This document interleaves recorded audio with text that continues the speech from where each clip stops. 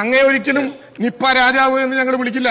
Nipah റാണി എന്ന് നേരത്തെ ഒരാൾ വിളിച്ചത് കൊണ്ട് അങ്ങ് ആ പ്രവർത്തനങ്ങൾക്ക് നേതൃത്വം നൽകിയാൽ നിപ്പ രാജാവെന്നോ എരണം കെട്ട മന്ത്രിയെന്നോ ഞങ്ങൾ വിളിക്കില്ല സാർ. കാരണം ഇത് രാഷ്ട്രീയമല്ല. യഥാർത്ഥത്തിൽ കേരളത്തിലെ ആരോഗ്യ മേഖലയിൽ അപകടകരമായ ഒരു പ്രവണതയ്ക്ക് നാം കണ്ടുവരുന്നുണ്ട്. അതിനെ നേരിടാനുള്ള മാർഗം എന്താണെന്ന് സാർ, പ്രധാനമായിട്ടും നമുക്ക് എല്ലാവർക്കും അറിയാവുന്നതുപോലെ കേരളത്തിന്റെ ജനസാന്ദ്രതയും പശ്ചിമഘട്ടം ഉൾപ്പെടെ പെടുന്ന സ്ഥലത്തെ കാലാവസ്ഥയുടെ വ്യതിയാനവും കൊണ്ട് ഇപ്പോൾ വന്നിട്ടുള്ള രോഗങ്ങളെല്ലാം ഫംഗസ്, വൈറസ്, ബാക്ടീരിയ തുടങ്ങിയവയുടെ പ്രവർത്തന ഫലമാണ് എന്നുള്ളത് കൊണ്ട് നേരത്തെ ബഹുമാനപ്പെട്ട മന്ത്രി പറഞ്ഞതുപോലെ അതിനെ എങ്ങനെ തടയാമെന്നുള്ള കാര്യത്തിലല്ലേ സാർ നമ്മൾ ഗൗരവമായി ഒരു പരിശോധന നടത്തേണ്ടത്. ആ പരിശോധനയുമായി ബന്ധപ്പെട്ട് പ്രതിരോധ പ്രവർത്തനങ്ങൾ സമ്പൂർണ്ണമായി കേരളത്തിൽ പരാജയപ്പെട്ടു എന്നുള്ളതാണ് സാർ യാഥാർത്ഥ്യം. നേരത്തെ പറഞ്ഞതുപോലെ ഫെബ്രുവരി മാസത്തിൽ അന്നത്തെ മുഖ്യമന്ത്രിയുടെ നേതൃത്വത്തിൽ ചീഫ് സെക്രട്ടറിയും വകുപ്പ് മേധാവികളും ഞങ്ങൾ മന്ത്രിമാരും പങ്കെടുത്തുകൊണ്ട് വളരെ വിശദമായ ചർച്ച നടത്തി ഈ ഘട്ടത്തിൽ എങ്ങനെ മുന്നോട്ട് പോകണം എന്ന് ആലോചിച്ചതല്ലേ സാർ. ആ ആലോചന നടന്നിട്ടില്ല എന്ന് അദ്ദേഹം പറയില്ല എന്നാണ് ഞാൻ പ്രതീക്ഷിക്കുന്നത്. കാരണം രേഖകളിൽ അത് ബോധ്യപ്പെടേണ്ടതുണ്ട് സാർ. ഇതിനെ നേരിടാനുള്ള ഏറ്റവും പ്രധാനപ്പെട്ട മാർഗം നിതാന്ത ജാഗ്രതയോടെ ഈ ഘട്ടത്തിൽ ഇടപെടണം എന്നാണ് സാർ. സാർ അങ്ങ് മനസ്സിലാക്കേണ്ടത് അങ്ങ് സംരക്ഷണം തരേണ്ടവരാണ് ഞങ്ങൾ എന്നുള്ളത് കൊണ്ട് കേരളത്തിലെ ജില്ലകളിൽ നടത്തുന്ന മഴക്കാല പൂർവ്വ രോഗങ്ങളെ നേരിടാനുള്ള അടിയന്തരമായ മന്ത്രിമാരുടെ നേതൃത്വത്തിൽ നടന്ന യോഗത്തിൽ സാർ ഇത്തവണ MLA-മാരെ വിളിച്ചില്ലേ സാർ? എന്തുകൊണ്ടാണ് അങ്ങനെ വിളിക്കാത്ത നടപടിയെടുക്കുന്നത്? ഞാൻ എന്റെ ജില്ലയിലെ ചുമതലക്കാരനായ മന്ത്രിയോട് പരാതി പറഞ്ഞു. ഞങ്ങൾ ഇടതുപക്ഷ MLA-മാർ മാത്രമല്ല, പ്രതിപക്ഷ MLA-മാർ മാത്രമല്ല, ഈ പ്രവർത്തനങ്ങളോട് സഹകരിക്കേണ്ട 102 മന്ത്രിമാർ കഴിച്ച പ്രവർത്തന രംഗത്ത് ഉള്ള ഭരണകക്ഷി MLA-മാർ കൂടിയില്ലേ സാർ? സാധാരണ 10 വർഷക്കാലം മാത്രമല്ല, ദീർഘമായൊരു കാലം, ഏറ്റവും കൂടുതൽ കാലത്ത് അനുഭവമുള്ള അങ്ങേക്കാണ്. ഏത് ഗവൺമെന്റ് വന്നാലും MLA-മാരെ വിളിച്ച് യോഗം ചേർന്ന് അവരുടെ കൂടി നേതൃത്വത്തിൽ ആ പ്രതിരോധ പ്രവർത്തനങ്ങൾക്ക് നേതൃത്വം നൽകാൻ ശ്രമിക്കില്ലേ സാർ? വളരെ ദയനീയമായി ആ യോഗം വിളിക്കാതെ പോയത് സാർ. കേരളം ലോകത്തിന്റെ മുമ്പിൽ അവതരിപ്പിക്കുന്ന ഏറ്റവും പ്രധാനപ്പെട്ട മോഡലുകളിൽ ഒന്നല്ലേ സാർ കേരളത്തിന്റെ ആരോഗ്യ മേഖല?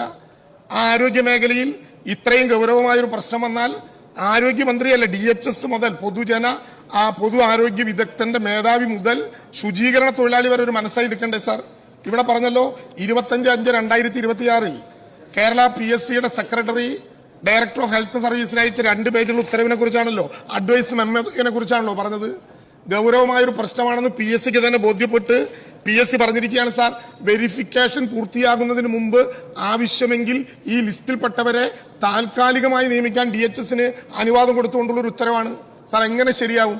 ഒരു മേശയ്ക്ക് അപ്പുറത്തും ഇപ്പുറത്തും 2 DHS ഇരിക്കുകയാണ്. അധികാര തർക്കത്തിന്റെ പ്രശ്നമാണ്, മൂപ്പെളിമയെ കുറിച്ചുള്ള ചർച്ചയാണ്.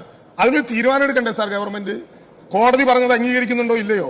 നിലവിലുള്ള DHSനെയാണോ ഞങ്ങൾ അംഗീകരിക്കുന്നത്, അതോ കോടതി വിധിയാണോ അംഗീകരിക്കുന്നത്? ഒരു മേശയ്ക്ക് അപ്പുറത്തും ഇപ്പുറത്തും 2 DHSമാരിരുന്ന് കേരളം ഇതുവരെ കണ്ടിട്ടില്ലാത്ത വിധം അപമാനകരമായ ഒരു ചർച്ചയ്ക്ക് നേതൃത്വം നൽകുകയാണോ സാർ? നേരത്തെ അനുഭവങ്ങളില്ലേ സാർ? നേരത്തെ നമ്മളെല്ലാവരും ഒരുമിച്ച് കണ്ടതല്ലേ? 2 ഗവൺമെന്റ് മുമ്പ് ഇന്ത്യയിൽ ആദ്യത്തെ കോവിഡ് സ്ഥിരീകരിച്ചത് ഈ കേരളത്തിലല്ലേ സാർ? ചൈനയിലെ വുഹാനിലെ മെഡിക്കൽ വിദ്യാർത്ഥികളായ 3 പേർ ഈ കേരളത്തിലേക്ക് വന്നപ്പോ എങ്ങനെയാണ് സാർ കേരളത്തിന് അത് പിടികിട്ടിയത്? ചൈനയിലെ വുഹാനിൽ ഇതുണ്ട് എന്ന് കണ്ടപ്പോൾ തന്നെ കേരളത്തിൽ എല്ലാ എയർപോർട്ടുകളിലും പരിശോധന സജ്ജമാക്കി. അങ്ങനെ ഒന്നുണ്ട് എന്ന് കാണുമ്പോൾ അങ്ങുൾപ്പെടെ നമ്മളെല്ലാവരും ഈ നിയമസഭയിലാണ്. മണിക്കൂറുകൾക്കകം ആരോഗ്യ വകുപ്പ് മന്ത്രിയും ജില്ലയിലെ 3 മന്ത്രിമാരും ആ സ്ഥലത്തെത്തി 2.5 മണിക്കൂർ നേരം യോഗം നടത്തി മെഡിക്കൽ കോളേജുകളെ സജ്ജമാക്കി. അതാണല്ലോ സാർ ജാഗ്രത. ആ ജാഗ്രതയിലേക്ക് പോകാതെ വളരെ വില കുറഞ്ഞ് രാഷ്ട്രീയപരമായി ഈ കാര്യത്തെ കാണുന്നതിൽ ഒരു പ്രയാസം ഗൗരവമായി ചർച്ച ചെയ്യണം എന്നുള്ളത് കൊണ്ടല്ലേ സാർ ഈ പ്രശ്നം ഞങ്ങൾ ഉന്നയിക്കുന്നത്? ഈ രോഗം വരുന്നതിന്റെ കാരണമുണ്ട് സാർ.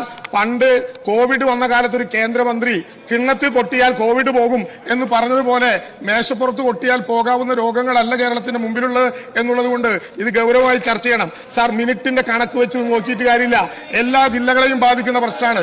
ഇത് ഗൗരവമായി ചർച്ച ചെയ്യാത്ത വളരെ സിമ്പിളായി ഈ രോഗത്തെ പ്രതിരോധിക്കാൻ കേരളം ഒരുമിച്ച് ഒരു മനസ്സായി നിൽക്കേണ്ട സംഭവത്തെ അത്തരത്തിൽ നിന്ന് ലളിതമായി കാണുന്ന ഈ ഗവൺമെന്റിന്റെ നടപടിയിൽ പ്രതിഷേധിക്കും. ഞാനും എന്റെ കക്ഷി വോട്ട് ചെയ്യുകയാണ് സാർ.